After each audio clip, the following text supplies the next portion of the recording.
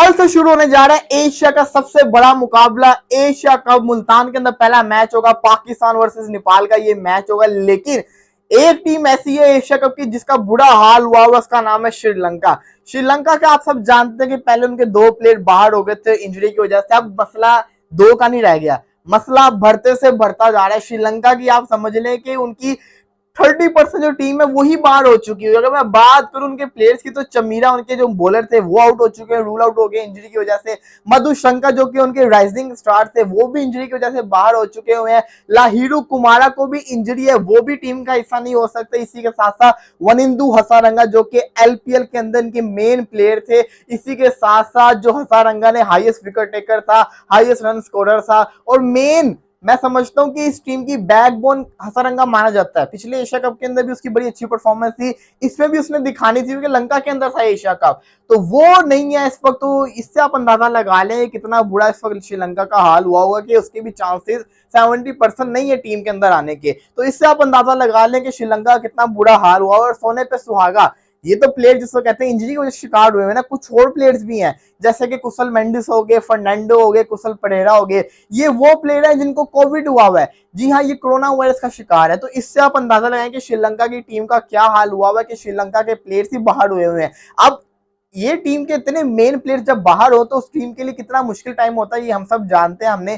जब हमारा शाहीन नहीं था तो हमारे लिए कितनी मुश्किल हुई, जब इंडिया के बाद उनका बुमराह नहीं था तो उनके लिए कितनी मुश्किल हुई थी, केएल राहुल के, ऋषभ पंत के बगैर कितनी मुश्किल हमने देखी है उनको। तो इससे पता चलता है कि जब आपके मेन खिलाड़ी टीम के अंदर ना हो तो मुश्किलें तो आती हैं। लेकिन फिर भी क्या श्रीलंका की टीम इस मुकाबले के अंदर टफ टाइम दे सकती है, ये बहुत बड़ा सवाल है। देखा जाए अगर श्रीलंका के स्कोर को देखा जाए, अफगानिस्तान के स्कोर को देखा जाए और बांग्लादेश के स्कोर को देखा जाए, इन तीनों टीमों के स्कोर को अगर एनालाइज किया जाए तो मुझे लगता है कि ना इन तीनों टीमों के अंदर से अगर मैं गौर से देखूं तो मुझे लगता है कि भाई अफगानिस्तान का जो स्कोर है ना वो इन दोनों टीमों से बेटर मुझे नजर आ रहा है। अब बड़े लोगों को शिकवे शिकायत होंगी, भाई साफ सी बात है श्रीलंका की अगर आप टीम को देखेंगे तो श्रीलंका की टीम के अंदर उनका जो ट्रम्प कार्ड मैं मानता हूं ना, जो उनका एक्स फैक्टर है हमेशा उनके लिए अच्छा साबित होता है, वो है हसारंगा। अगर हसारंगा नहीं होगा तो फिर क्या होगा। इसी के साथ मधुशंका को आपने देखा होगा पिछले एशिया कप के अंदर, इसने बॉलिंग तो अच्छी की थी लेकिन बड़े ज्यादा रन देता था एक्स्ट्रा, लेकिन उसके बावजूद अब जब वो अच्छा बॉलर होता है वो टीम का हिस्सा नहीं है। इसी के साथ साथ बाकी प्लेयर्स भी इनका मसला है। तो श्रीलंका के अगर स्कोर को देखेंगे तो उनका कैप्टन बहुत तगड़ा है,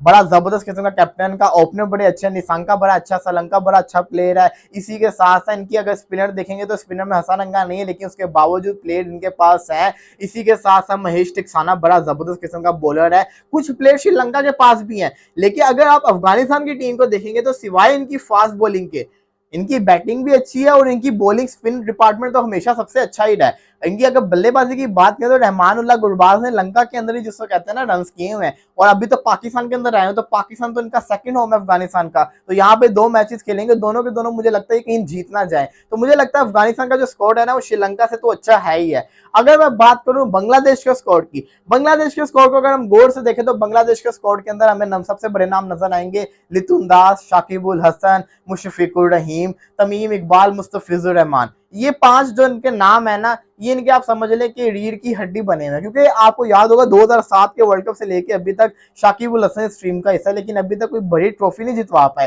तो शाकिबुल हसन पे ये बनता है कि अपनी टीम को एक बड़ी ट्रॉफी जितवाए। मुशफिकुर रहीम के लिए भी मैं सेम चीज कहूंगा। अगर देखा जाए बांग्लादेश हमेशा से कहती है कि बांग्लादेश के जो स्पिनर है बड़े अच्छे होते हैं, हमेशा से हर जगह पे बांग्लादेश के स्पिनर्स का रोब रहता है। लेकिन पहली दफा मुझे ऐसा लग रहा है अगर मैं इनके स्क्वाड को देखूं तो मुझे इनका स्पिन डिपार्टमेंट वीक लग रहा है। इसकी जगह मुझे इनका फास्ट बॉलिंग स्ट्रॉन्ग डिपार्टमेंट लग रहा है। जी हाँ, मुझे बांग्लादेश की जो फास्ट बॉलिंग है ना वो स्ट्रॉन्ग नजर आ रही है। तो अगर मैं अफगानिस्तान और श्रीलंका से देखूं उनकी फास्ट बॉलिंग तो मुझे बांग्लादेश की जो फास्ट बॉलिंग है ना वो श्रीलंका और अफगानिस्तान से ज्यादा मजबूत नजर आ रही है। लेकिन अगर मैं स्पिन डिपार्टमेंट को देखूंगा, शाकिबुल हसन है, इसी के साथ साथ नजीमुल्लाह है, तो मतलब कि मेहदी हसन मिराज है, तो ये जिनके पास बॉलर है। लेकिन मैं अफगानिस्तान के अगर बॉलिंग लाइनअप को देखो तो अफगानिस्तान की जो स्पिन डिपार्टमेंट ज्यादा अच्छा बांग्लादेश से नजर आ रहा है। इवन के इंडिया का भी इनसे अच्छा है और पाकिस्तान का भी इक्वली है इनके। तो मुझे लगता है कि ना इनका बांग्लादेश का इस दफा का स्पिन डिपार्टमेंट जो है ना वो थोड़ा वीक है। अगर बल्लेबाजी की बैटिंग लाइनअप की बात करें तो बैटिंग लाइनअप की इनकी मुझे आज तक समझ नहीं आई।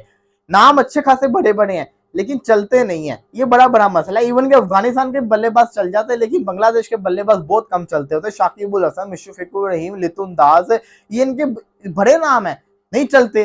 अब उनके अलावा और भी नाम आए हुए वो भी जिसको कहते हैं नजर आ रहे होंगे, लेकिन इनके अगर देखा जाए बैटिंग को तो बैटिंग में इनकी समझता हूँ अफगानिस्तान के इक्वल है। श्रीलंका की थोड़ी सी जो बैटिंग है ना इनसे मच बेटर मुझे नजर आ रही है। श्रीलंका की जो बैटिंग है ना वो अफगानिस्तान और बांग्लादेश से थोड़ी सी आप कह सकते हैं कि 10 to 5% बेटर है।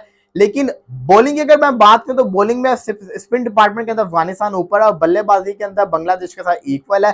फास्ट बॉलिंग के अंदर बांग्लादेश जिसको कहते हैं ना अफगानिस्तान और श्रीलंका से एज ले जाता है, क्योंकि इनकी जो फास्ट बॉलिंग है वो ज्यादा तगड़ी नजर आ रही है। लेकिन अगर मैं ओवरऑल तीनों टीमों के स्क्वाड को देखूं ना तो मुझे तीनों टीमों के स्क्वाड के अंदर मुझे पता नहीं क्यों मुझे फीलिंग आ रही है कि अफगानिस्तान का जो स्क्वाड है ना वो मच बेटर नजर आ रहा है, क्योंकि मैंने अफगानिस्तान को भी देखा है। मैंने अफगानिस्तान को पाकिस्तान के खिलाफ 3 ODIs के अंदर देखा, मैंने देखा इनमें दम है।